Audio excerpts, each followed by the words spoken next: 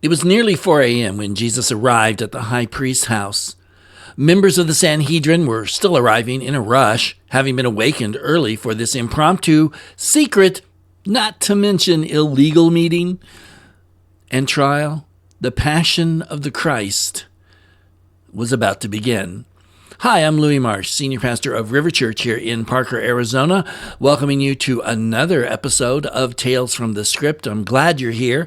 Hope that you'll stay with us all the way through to the very end. And if you haven't subscribed yet, please do. Now, let's continue with our journey in a story that I like to call The Many Trials of Jesus. The trial was held in the dark, which was illegal. The proceedings secret, which was also against custom, and there was no doubt about the outcome. Both Annas and Caiaphas had determined Jesus was guilty and must die for the good of the nation. They were merely going through the motions to keep up appearances. Jesus was exhausted. He had already been struck once and had been on his feet for hours. He had no friends as he faced the leaders of Israel. Caiaphas' plan was for Jesus to be found guilty of being a Masith and a Madish. That is, someone who both privately and publicly led people into idol worship. But the witnesses that they called couldn't agree with each other. Now they had a real problem, as the law clearly stated that you had to have 2 or 3 witnesses to confirm any matter. In desperation, Caiaphas rose to his feet, straightening his conical hat and arranging his robes. You can see him. He walks up to Jesus, trying to be dignified and self-righteous. And he says, "Have you nothing to say in your own defense?" Jesus silently looked at him. So he repeated his question. "What about the evidence that these men have presented against you?" Still, Jesus said nothing. Caiaphas was caught in his own web now. This was the moment all of eternity would pivot upon. If Jesus said nothing, the Sanhedrin would have to have let him go and acquit him. So in utter desperation, Caiaphas shouted, "I adjure you by the living God, tell us outright, are you the Messiah, the Son of God?" Looking at Jesus, he knew there was no chance of an answer and was filled with impotent rage that this man was about to slip away from him one more time. But at that critical juncture, against all logic and expectations, Jesus chose to speak. "I am, as you say," he said quietly and firmly. "But I warn you hereafter, you will see the Son of Man enthroned at the right hand of the Almighty and returning upon the clouds of the sky." What relief the high priest must have felt when all else had failed. Jesus had condemned himself. Immediately, Caiaphas seized the moment. Placing both hands on the collar of his tunic, he pulled down, ripping it open. "He has blasphemed," he shouted. "What further need do we have of witnesses? What is your verdict?" "Guilty," shouted every member of the Sanhedrin who was there that night. "He deserves to die," they said. Jesus faced them with a gentle look on his face. The men he saw, however, had faces filled with rage. Rage that ignored the illegal nature of the trial. Rage that would not consider that they were not allowed to sentence a capital crime on the same day that the verdict was reached. And rage that rejected the very law that they were supposed to be protecting. As they rose to leave the room, some spat in Jesus' face. Others clenched their fists and hit him across the face or in the stomach. The bound man was held up by his guards and could offer no defense. The sanctimonious leaders left the scene of their crimes with Jesus bent over and gasping. This is what happens when the ends justify the means. Jesus remained silent as the guards took him off to the side and played games with the man that they now knew to be condemned. They slapped him and punched him.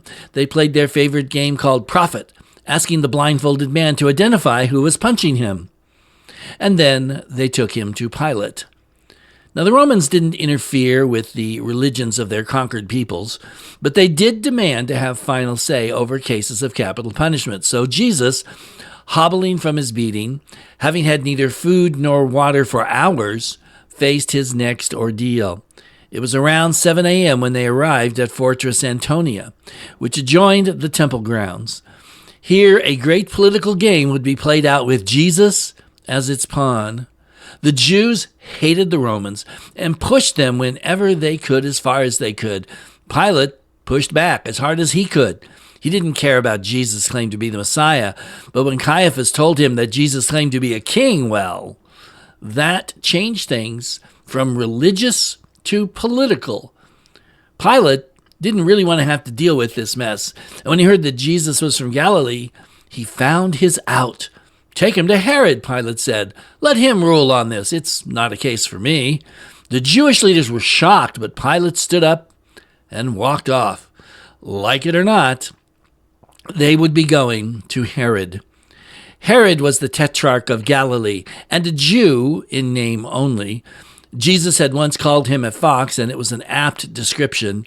He was a medium-tall man with a paunch and a square-cut beard. He wore the trappings of his office as much as possible, and he was clearly mentally disturbed and was haunted by agreeing to behead John the Baptist. Now, he was about to face someone that would remind him a great deal of John. Jesus said nothing, as Herod flattered him and appealed to him. He not only refused to do miracles, but he also refused to acknowledge his presence at all. He embarrassed him in front of his court, so, calling for a royal robe and putting it on Jesus, Herod mocked him. Everyone agreed Jesus was the poorest-looking king that they'd ever seen.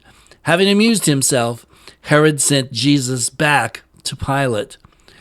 Pilate still wanted nothing to do with Jesus, especially since his wife had told him about her dream.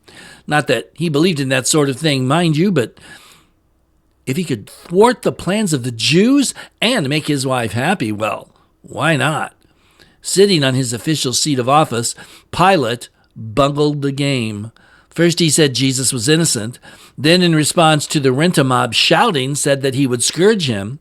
Thinking he'd outsmarted the high priest, he offered to release either Jesus, the respected teacher, or Barabbas, a well-known rebel.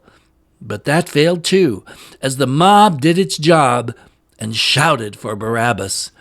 By this time, Pilate had completely lost control and actually asked the crowd what he should do with Jesus.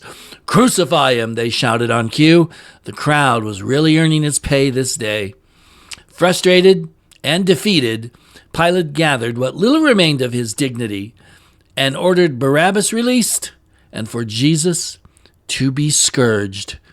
I hope you'll join me next week as we see the suffering of the Messiah continue to worsen on the road to the first Easter. I'm Louis Marsh, Senior Pastor of River Church. Thank you so much for listening, and be sure to check out my other podcast. The QR code's right there.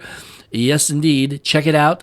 It's called The Ultimate Sacrifice, and I think you'll find it moving, especially as we think about sacrifice as we approach the Easter celebration. So until next week at the same place and same time, I hope to see you then. Take care. God bless you, and I'll see you later.